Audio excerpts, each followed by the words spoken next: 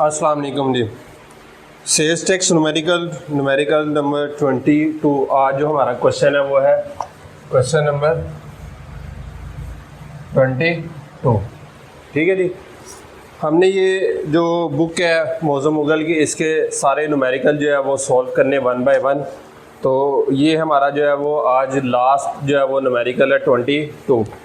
Comprehensive numerical है, इसको तवज्जो से समझिएगा। From the following data of Mr. Zishan Ahmed, a registered manufacturer of goods, calculate his liability of sales tax for August 2019. Mr. Zishan Ahmed। अब जब आपने सवाल शुरू करना है तो सबसे ऊपर आप लिखते हैं नेम, मसलन मिस्टर ज़ीशान अहमद। ठीक है जी। उसके बाद आप लिखते हैं CNIC नंबर अगर सवाल में दिया हो। उसके बाद आप लिखते हैं NTN नंबर, NTN। उसके बाद आप लिखते हैं सेल्स टैक्स रजिस्ट्रेशन नंबर अगर ये दिया हो, for the month of August 2019, competition of sales tax payable. हर सवाल के स्टार्ट में आपने ये चीज़ें लिखनी है। उसके बाद आप यहाँ पर अपने कॉलम ड्रा कर लें। ये आपके 2 कॉलम हो गए। ठीक है। सबसे पहले आउटपुट आ जाएगा।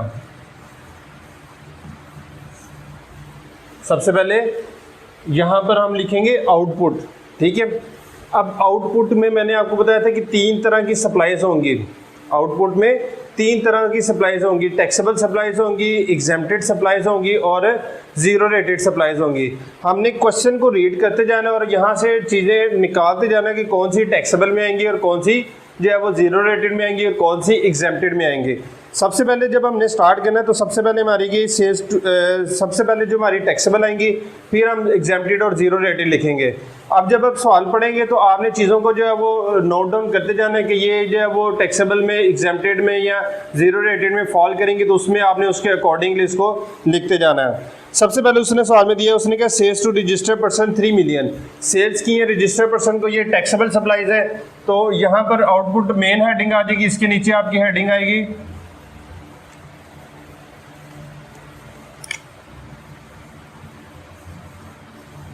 Taxable supplies.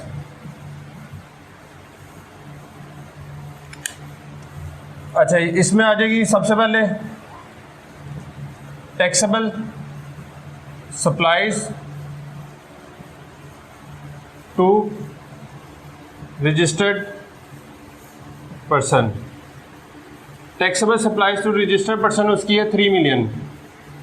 ये आ जाएगी taxable supplies to registered person 3 million, ये आ जाएगी। उसके बाद उसने क्या, sales to non registered person. ठीक है जी। Sales to non registered person आपने टैक्सेबल सप्लाईज में ही लिखनी है, लेकिन सबसे आखिर पे उसको लिखना है। उसके बाद जो है वो sales to registered retailer, retail price पर उसने दिया हुआ है, तो सेल्स टू रजिस्टर्ड रिटेलर ये आ जाएगी। अमाउंट है 1,55,000। उसके बाद उसने क्या, sales to consumer, sorry wholesaler, sales to wholesaler. अब इसके आगे उसने लिखा है कि सेल्स टू होलसेलर जो है वो ये है कंज्यूमर प्राइस पर, ये है कंज्यूमर प्राइस पर। आपने होलसेलर को जो चीज़ें सेल की हैं वो कंज्यूमर प्राइस पर सेल की हैं, तो जब कंज्यूमर प्राइस की बात आ जाएगी तो इसका मतलब ये कि उसके अंदर सेल्स टैक्स शामिल है। होलसेलर को आपने कभी भी जो है वो कंज्यूमर प्राइस पे चीज़ें नहीं सेल करनी, बल्कि होलसेल प्राइस पे सेल करनी है। तो अगर आपने इसको कंज्यूमर प्राइस पे सेल की है तो इसका मतलब इसके अंदर सेल टैक्स शामिल हो गया है। अब उस सेल टैक्स को आपने निकालना है, क्या करना है, निकालना है, अलहदा करना है। तो 1,60,000 की जो है वो आपने सप्लाईज की है, इसको टोटल कितनी की है, 1,60,000 की। तो यहाँ पर आप क्या करेंगे, 1,60,000 इसमें से माइनस करेंगे 1,60,000 का 17/117 लेके, 1,60,000 में से 1,60,000 का 17/117 लेके माइनस करेंगे, जो बाकी रकम बचेगी वो आपकी टैक्सेबल सप्लाईज के अंदर जो है वो शो की जाएगी। तो लिहाजा जो बाकी रकम बचेगी आपकी 1,36,752, ठीक है। इसका जो है वो 17/117,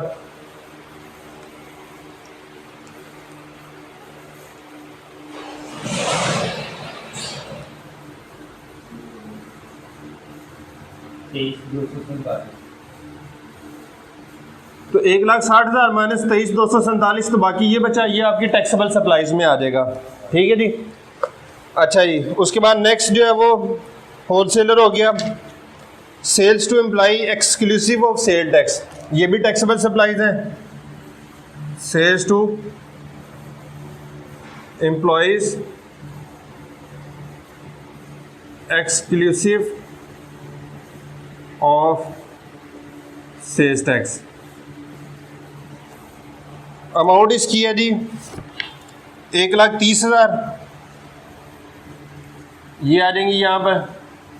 उसके बाद उसने क्या कि supplies to Zeeshan free of cost, sales to friend free of cost, तो ये भी इसकी टैक्सेबल सप्लाईज गिनी जाएगी, ये भी यहाँ पर आ जाएगी 1,48,000। उसके बाद उसने क्या taxable supplies at 20% discount, taxable supplies at 20% discount, और आगे उसने लिखा हुआ है discount on such supply is a normal business practice, कि जो उसने सप्लाईज की इस बिजनेस की नॉर्मल प्रैक्टिस है। तो इस सूरत में इसको जो है वो आपने सिंपली जो है वो टैक्सेबल सप्लाईज में नोट डाउन करना है, इस पर फर्दर कोई ट्रीटमेंट नहीं होगा। अगर ये not a normal business practice होता, अगर ये नॉट नॉर्मल होता तो फिर इसको ग्रॉसअप कर लेना था। अब चूंकि ये एक नॉर्मल बिजनेस प्रैक्टिस है तो लिहाजा इसको ग्रॉसअप करने की जरूरत नहीं है, जितनी वैल्यू दी है ये स्ट्रेट फॉरवर्ड जो है वो टैक्सेबल सप्लाईज में आ जाएगी। तो उसके बाद जो है वो ये आ जाएगी taxable supplies at 20% discount,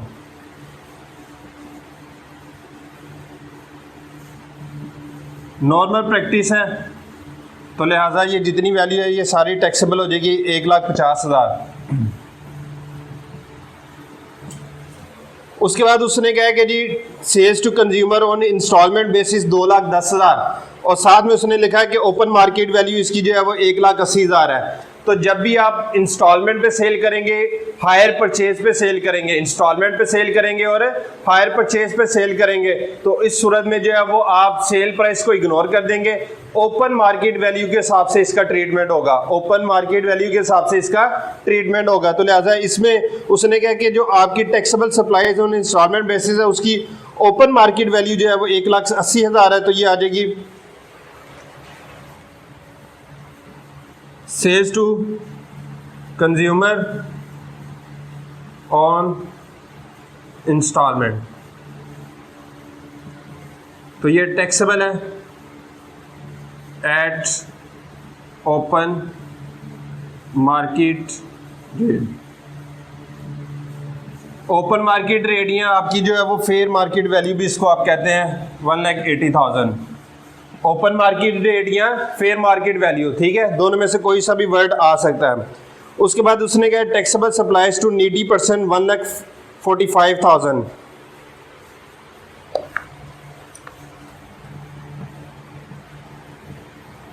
taxable supplies to needy person, ये भी इसकी टैक्सेबल सप्लाईज होंगी 1,45,000।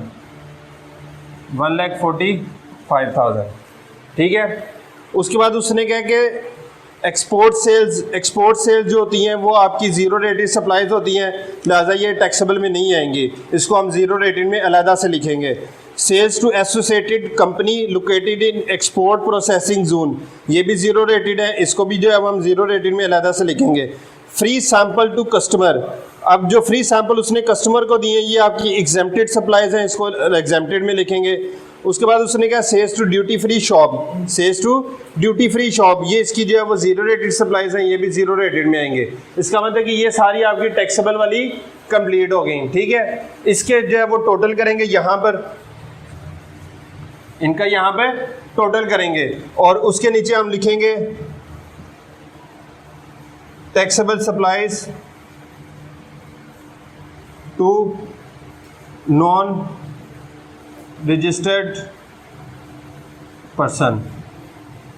जो हमने सेकंड वाली लाइन छोड़ी थी, सेकंड वाला हमने उसने कहा था कि taxable supplies to non registered person है 2,80,000, तो वो यहाँ पर आ जाएगी।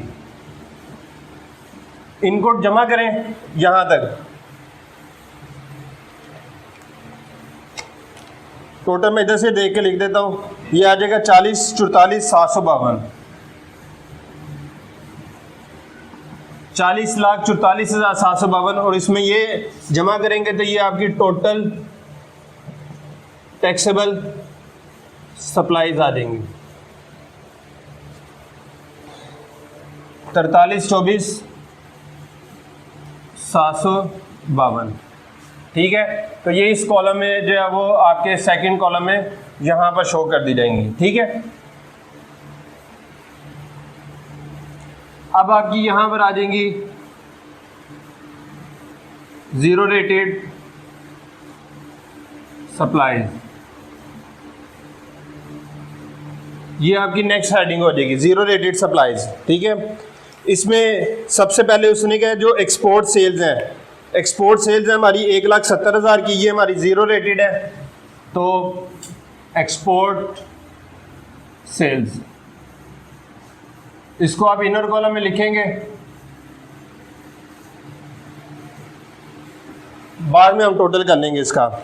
एक्सपोर्ट सेल्स के बाद sales to associated company located in export processing zone, ये भी हमारी ज़ीरो रेटेड है, तो sales to associated company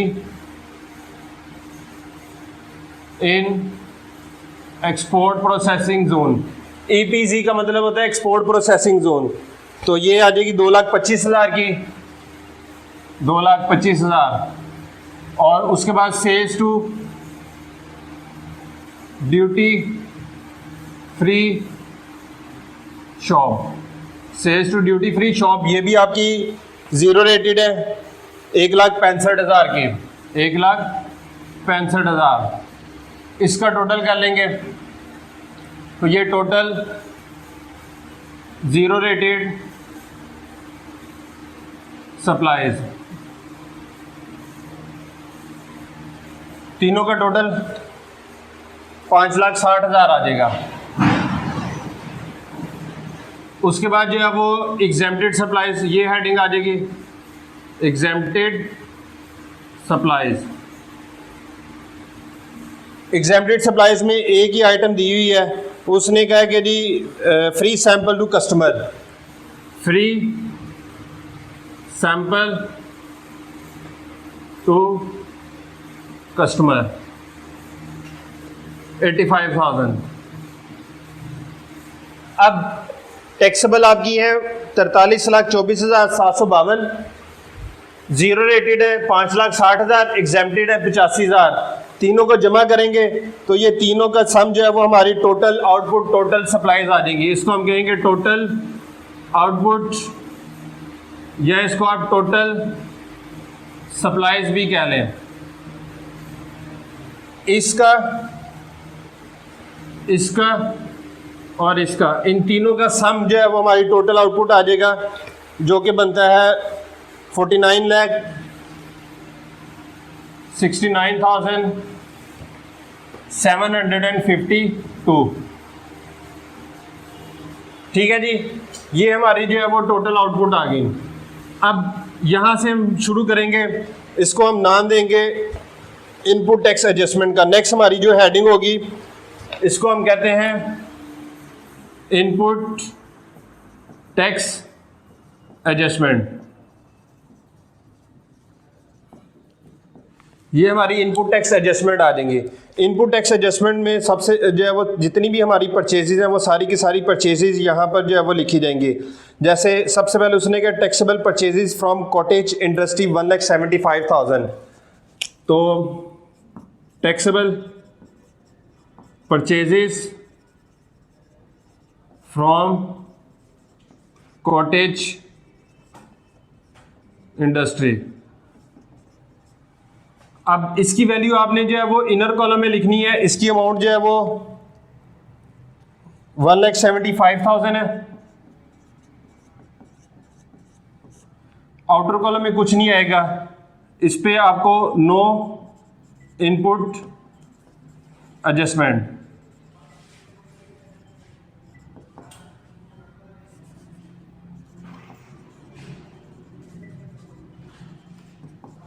no input adjustment, लिहाजा इस पे जो है वो ऑर्डर कॉलम में कुछ नहीं आएगा।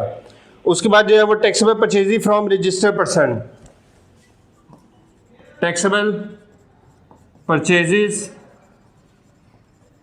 From registered person.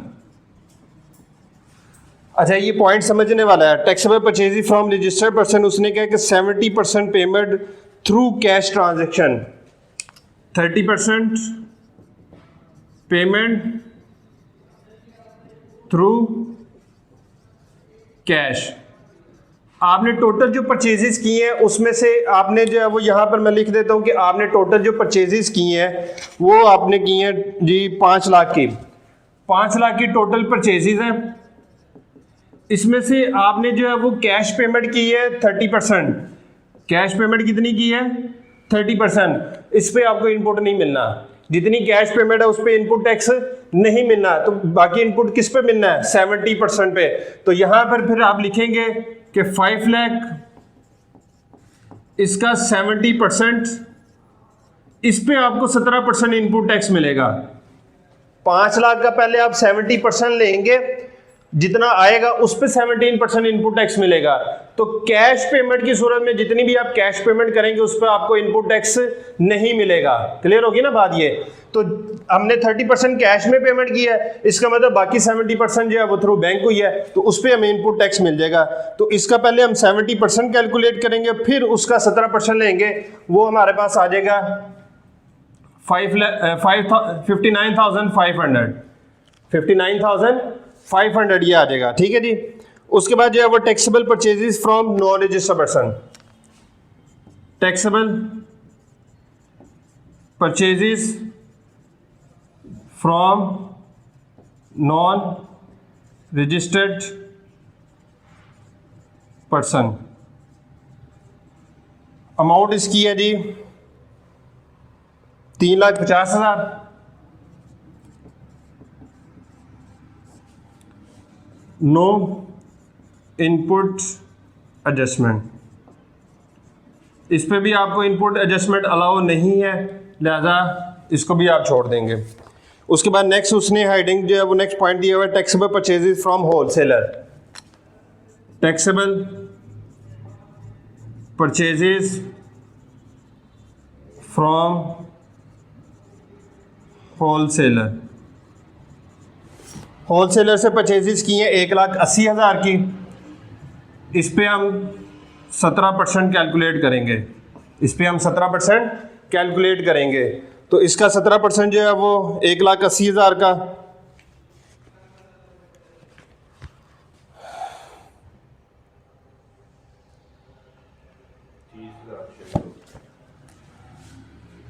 $30,600 ये आ जाएगा। उसके बाद उसने कहा कि जी taxable purchases from registered retailer. Taxable purchases from registered retailer. No input adjustment.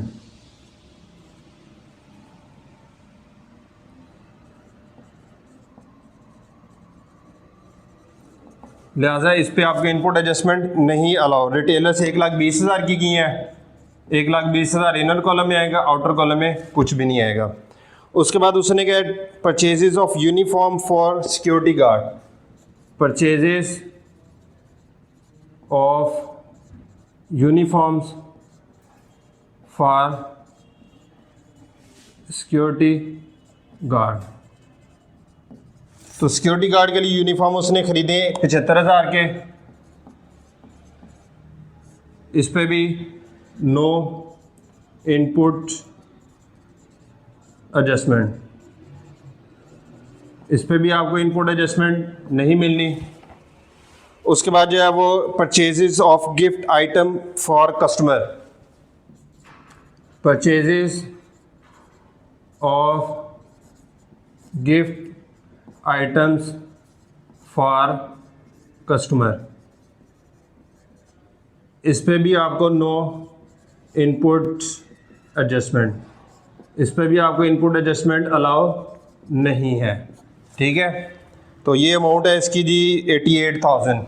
इसको भी आप इनर कॉलम में लिखेंगे, आउटर कॉलम में कुछ भी नहीं आएगा। उसके बाद उसने कहा purchases of raw material from registered person, tax invoices was received in July 2019 inadvertently, input tax could not be claim in the relevant period. आपने रॉ मटेरियल रजिस्टर्ड पर्सन से ख़रीदा था, लेकिन टैक्स इनवॉइसेस चूँकि आपको लेट मिली है, इस वजह से आप उसका जो है वो टाइमली इनपुट जो है वो उस पीरियड में जो है वो क्लेम नहीं कर सके थे, तो लिहाजा अब आप यहाँ पर इसको जो है वो क्लेम करेंगे। तो यहाँ पर आप लिखेंगे purchases of raw material unclaimed input tax in relevant year। तो अब इस पर आपको इनपुट टैक्स मिलेगा। अमाउंट इसकी है जी 1,90,000। तो 1,90,000 जो आपने रॉ मटेरियल ख़रीदा है, इस पे आपको 17% इनपुट टैक्स जो है वो अलाउ हो जाएगा। तो 1,90,000 का 17% कैलकुलेट करेंगे, इसकी अमाउंट आ जाएगी 1,90,000 का 17% 32,300। ठीक है, उसके बाद उसने क्या कि जी purchases of printed office stationery, इस पे भी इनपुट टैक्स मिलेगा। Purchases of office printed stationery, amount इसकी है जी 1,68,235, 1,68,235, इसका 17% ले लेंगे। ठीक है, इसकी भी अमाउंट आ जाएगी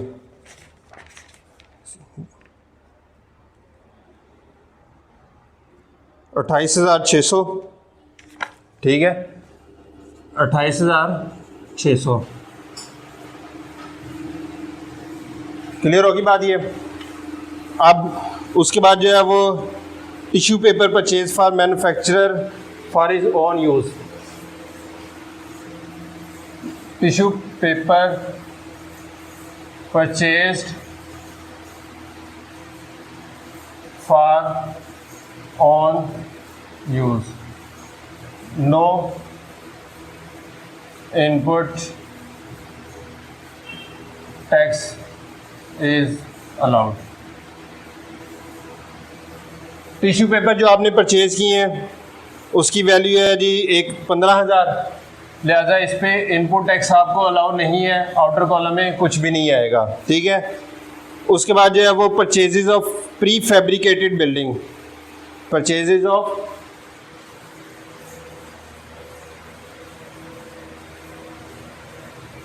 प्री फैब्रिकेटेड बिल्डिंग, इस पे आपको इनपुट अलाउ है। आपके पास 7 लाख रुपए इसकी वैल्यू है, इसका 17% लेंगे। 7 लाख का 17%, जल्दी जल्दी कैलकुलेट कर लिया करो यार। 7 लाख का 17% 1,19,000 आ जाएगा। उसके बाद जो है वो fix asset imported input tax on purchases outstanding for more than 180 days, तो ये आपके इनपुट टैक्स में से माइनस होगा, इसको फिलहाल छोड़ देंगे। फिक्स एसेट इम्पोर्टेड, ये जो है वो टैक्सेबल सप्लाईज के बाद अलहदा से लिखा जाएगा, इसको भी फिलहाल छोड़ दें। उसके बाद उसने क्या, amount paid to courier company for delivering gift items inclusive the amount of sale tax, amount paid to courier company for delivering gifts to customer inclusive amount of tax। उसने कहा कि आपने कोरियर कंपनी को payment की और उसके अंदर sale tax की वैल्यू शामिल है, तो जब भी inclusive the amount of sale tax होगा तो उस सूरत में आप 17/117 लेंगे, तो 1 लाख इसका 17/117 आ जाएगा, 1 लाख का 17/117 आ जाएगा, ठीक है। अगर inclusive the amount of sale tax होगी तो 17/117 आपने कैलकुलेट कर लेना है।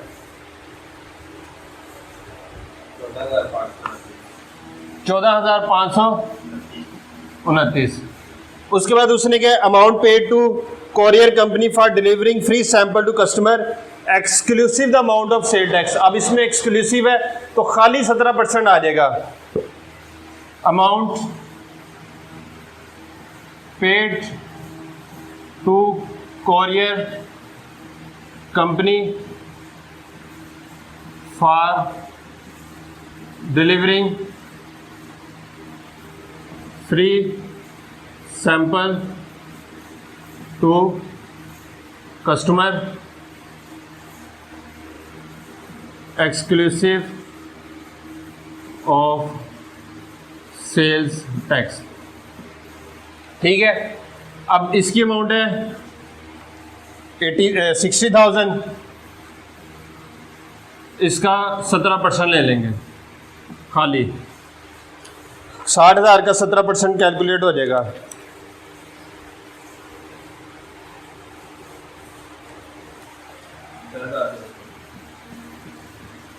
उसके बाद जो है वो नेक्स्ट उसने क्या, purchases of mobile set for staff, purchases of mobile set for staff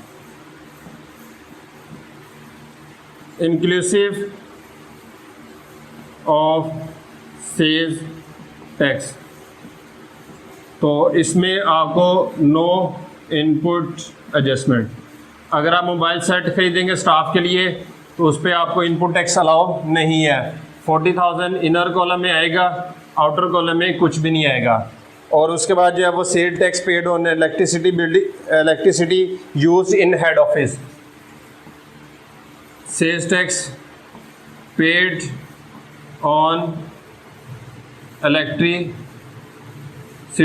used in head office, तो ये सारी की सारी अमाउंट जो है वो इधर आ जाएगी 12,750, ठीक होगी बात ये। अब ये सारी चीज़ें आप जमा करेंगे, इसको इसको इसको इसको इन सब को जमा करेंगे तो ये आपका इनपुट टैक्स आ जाएगा, ये आ जाएगा इनपुट टैक्स, ठीक है। 59,500, 30,600, 32,300, 28,600 और 1,19,000, 14,500, 29,000, 10,200 और 12,750। इन सब को जमा करेंगे तो ये आपका जो है वो 3,07,480 आ जाएगा, 3,07,480। इसमें से आप लेस करेंगे input tax on purchases outstanding for more than 180 days. तो हमने एक पॉइंट छोड़ा था, हमने कहा था कि जी पॉइंट नंबर 25 छोड़ा था, हमने कहा था कि input tax on purchases outstanding for more than 180 days. तो ये इनपुट टैक्स 30,000 का यहाँ से माइनस हो जाएगा, 30,000 माइनस हो जाएगा। तो बाकी आपका input tax on taxable purchases ये आ जाएगा, input tax on taxable purchases 2,77,480। और देन आप यहाँ पर लिखेंगे input tax on asset imported अलहदा से। Input tax on asset imported ये हमारा जो है वो पॉइंट नंबर था 26। 1 लाख का एसेट 9 लाख का एसेट हमने इंपोर्ट किया, 9 लाख, इस पे 17% आप ले लेंगे। तो इस 9 लाख का 17% हमारे पास आता है जी 1,53,000, 1,53,000। अब आपके पास एक इनपुट टैक्स ये आ गया और एक इनपुट टैक्स ये आ गया, 2 इनपुट टैक्स आ गए, एक आपका परचेजेस का आ गया और एक आपका एसेट का आ गया। अब आपने टैक्स लाइबिलिटी निकालनी है, आपने सेल टैक्स लाइबिलिटी कैलकुलेट करनी है अब, ठीक है जी। वो हम यहाँ पर इस हिस्से को रेज कर लेते हैं।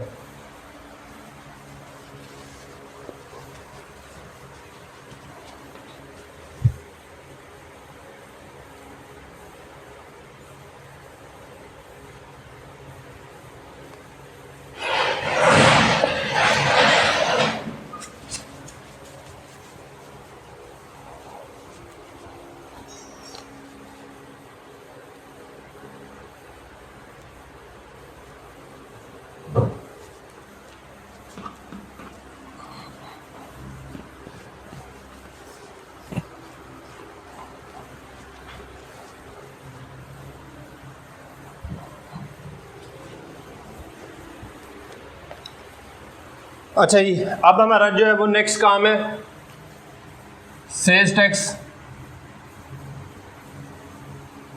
लायबिलिटी। सेल टैक्स लायबिलिटी ये हमने कैलकुलेट करनी है, ठीक है। सबसे पहले हम इसमें लेंगे output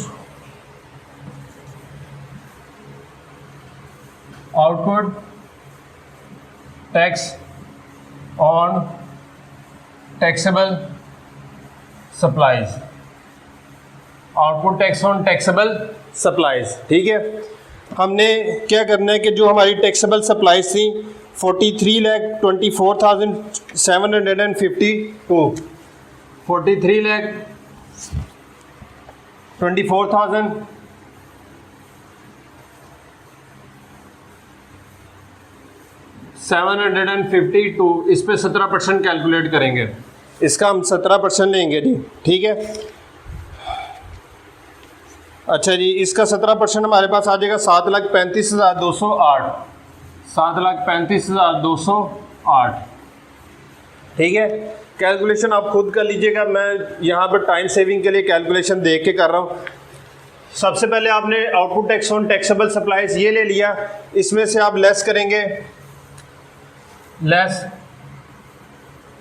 input tax on taxable supplies,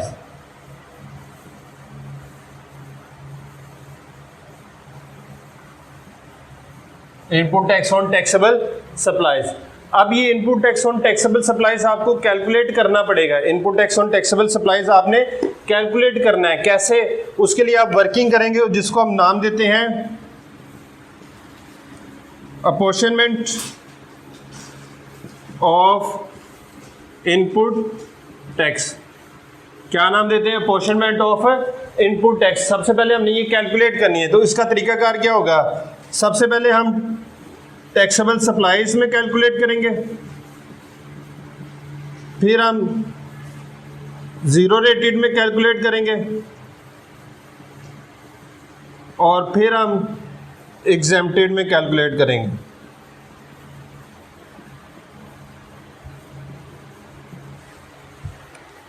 अब इसमें फार्मूला लगेगा, formula total input tax over total supplies multiply by taxable supplies multiply by taxable supplies.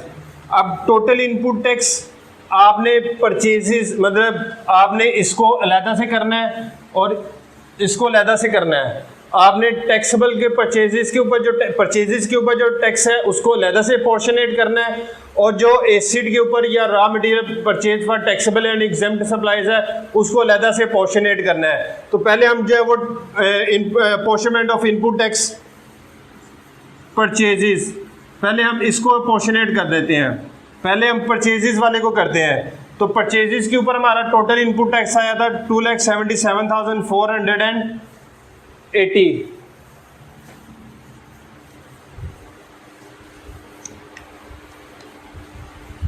इतना ही आया था।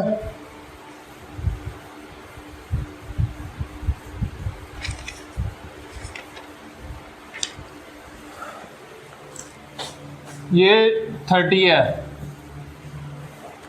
तो पहले ये इसके ऊपर इसको डिवाइड करेंगे टोटल सप्लाई से। टोटल सप्लाईज की वैल्यू जो है वो हमारे पास थी कि जो हमने टोटल चीज़ें सेल की हैं उसकी जो है वो अमाउंट थी 49,69,752 मल्टीप्लाई बाय टैक्सेबल सप्लाईज हमारी 43,24,752। इसको हल करेंगे, इसका जो आंसर होगा वो हम लिखेंगे। तो पहला अपॉर्शनमेंट ऑफ इनपुट टैक्स हमारा आ गया, ये अमाउंट आती है जी 2,41,467 2,41,467 एक वैल्यू ये आ जाएगी। उसके बाद जो है वो जीरो रेटेड सप्लाईज में हमने अपॉर्शनेट करना है। तो फार्मूला वही होगा total input tax over total turnover multiply by zero rated supplies. अब टोटल जो है वो हमारा इनपुट टैक्स जो है वो 277,480 ओवर 49,69,752। जीरो रेटेड सप्लाईज हमारी जो थी टोटल उसकी वैल्यू थी 5,60,000। तो इसको हल करके जो आंसर आएगा वो ले लेंगे। तो इसका आंसर जो आता है, ठीक है जी, वो आता है जी 31,267 31,267। ये इसका आंसर आ गया। उसके बाद जो है वो आपने थर्ड अपॉर्शनमेंट करनी है एग्जेम्प्टेड में, एग्जेम्प्टेड सप्लाईज। तो फार्मूला इसका total input tax over total turnover multiply by exempted supplies. Total input tax हमारे पास जो है वो 277,480। टोटल सप्लाईज हमारे पास है 49,69,752 और एग्जेम्प्टेड थी 85,000। ठीक है जी, इसका आंसर ले लेंगे, वो आ जाएगा 4746 4746। अब आपके पास जो है वो तीन आंसर आ गए। एक आपके पास ये है जो सप्लाईज के ऊपर टैक्सेबल, और ये है ज़ीरो रेटेड, और ये है एग्जेम्प्टेड। क्लियर होगी बात। ये एक आपकी अपॉर्चुनिटी का आंसर जो है वो ये आपका आ गया। अब आप जो है वो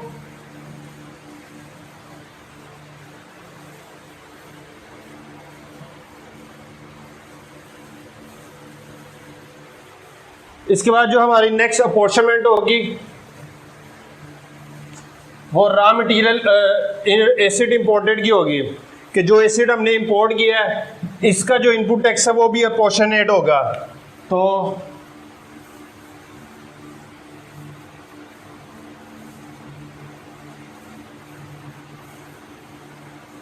अपॉर्चुनमेंट of input tax on acid. तो इसमें भी अपॉर्चनमेंट 3 हिस्सों में ही होगी।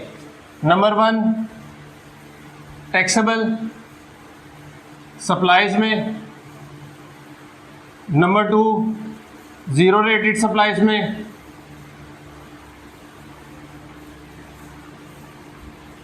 और नंबर 3 एग्जेम्प्टेड सप्लाईज। अब यहां पर जो फार्मूला होगा वो कुछ यूं होगा, input tax on acid, input tax on acid over total turnover multiply by taxable supplies. अब इनपुट टैक्स ऑन एसिड है 1,53,000, टोटल टर्नओवर है 49,69,752 और टैक्सेबल है 43,24,752। तो इसका आंसर ले लेंगे। ठीक है जी, इसका आंसर आएगा हमारे पास 1,33,143। उसके बाद ज़ीरो रेटेड सप्लाईज में भी आपने वही formula, total input tax on acid over total turnover multiply by zero rated supplies, ये फार्मूला लगाना है। अब इसमें वैल्यू पुट करें। 1,53,000 एसिड का टैक्स है, टोटल आपकी सप्लाईज है 49,69,752 मल्टीप्लाई बाय जो हमारी टर्नओवर है 5,60,000 जीरो रेटेड है। इसका आंसर ले लेंगे 17,240। और लास्ट जो है वो एग्जेम्प्टेड में input tax on acid over total turnover multiply by exempted supplies.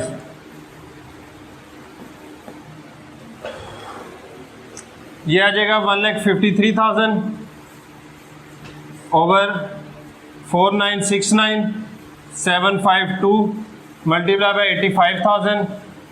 तो इसका आंसर आ जाएगा 2617। अब आपके पास यहां पर भी ये 3 आंसर आ गए। अब यहां पर आ जाए, input tax on taxable supplies का आंसर आया था ये 2,41,467। ये आप यहां से माइनस करें 2,41,467। ठीक है, बाकी कितना बचेगा? फिर आप यहां से लेस करेंगे input tax on acid imported,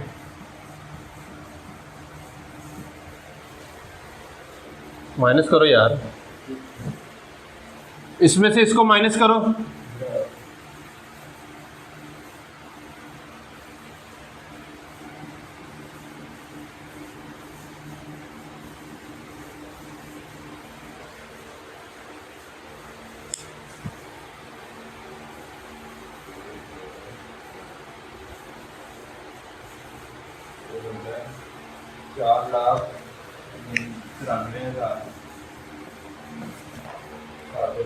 $741। अच्छा, एक चीज़ मैं बताता चलूँ कि जब आपने ये माइनस करना है तो आपने इसके ऊपर रिस्ट्रिक्शन लगानी है कि restriction up to 90% of output tax, कि ये जो इनपुट की वैल्यू है ये आउटपुट के 90% से ज़्यादा नहीं होनी चाहिए। मतलब 7,35,208, इसका आप 90% लेंगे जो आंसर आपका आता है इसका 90% लेने से, ठीक है, वो 661,687 ये आता है। ये वाली जो वैल्यू है ये इस वैल्यू से ज़्यादा नहीं होनी चाहिए, या इन अदर वर्ड्स ये वैल्यू इससे कम होनी चाहिए, लेस देन होनी चाहिए, तो फिर अलाउ होगा, फिर हम माइनस करेंगे, वरना नहीं होगा। ठीक है, अच्छा जी, अब ये 493 आ गया, इसमें से एक जो है वो 33,143 आप माइनस कर देंगे तो बाकी 3,60,598 आ जाएगा। 3,60,598 ये आ गया। इसके अंदर आप जो है वो ऐड करेंगे, ऐड फर्दर टैक्स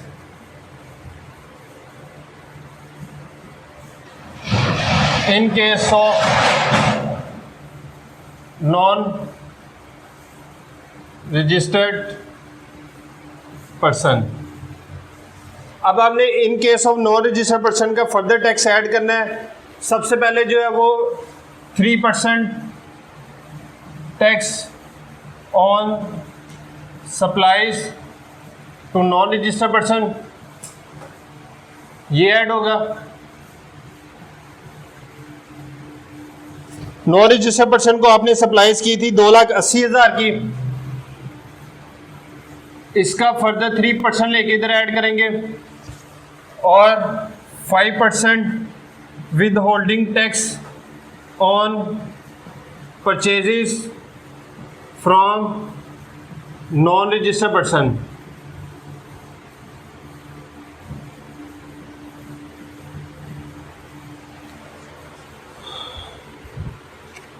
तो ये दोनों जो है वो चीज़ें आप यहाँ पर जो है वो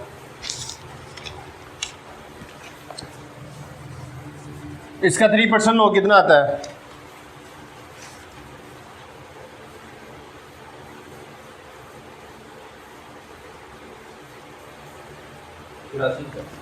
ये इधर आ जाएगा 8400, इसको जमा कर दो।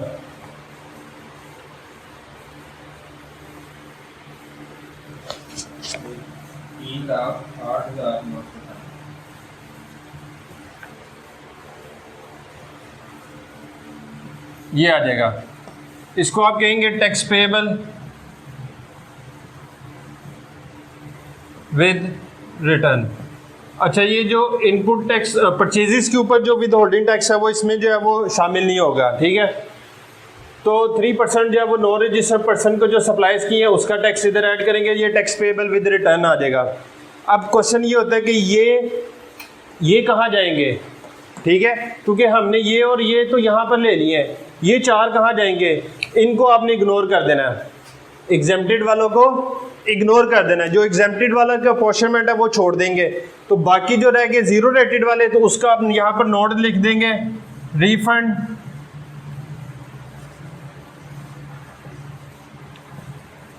ऑफ इनपुट टैक्स नंबर 1 ये प्लस 17,240। ठीक है जी, इनका सम जो है वो ये आपका रिफंड आ जाएगा 48,560। तो ये आपका इनपुट टैक्स का जो है वो क्लेम आ जाएगा। ये आपका सवाल है, ये आप वापस क्लेम करेंगे।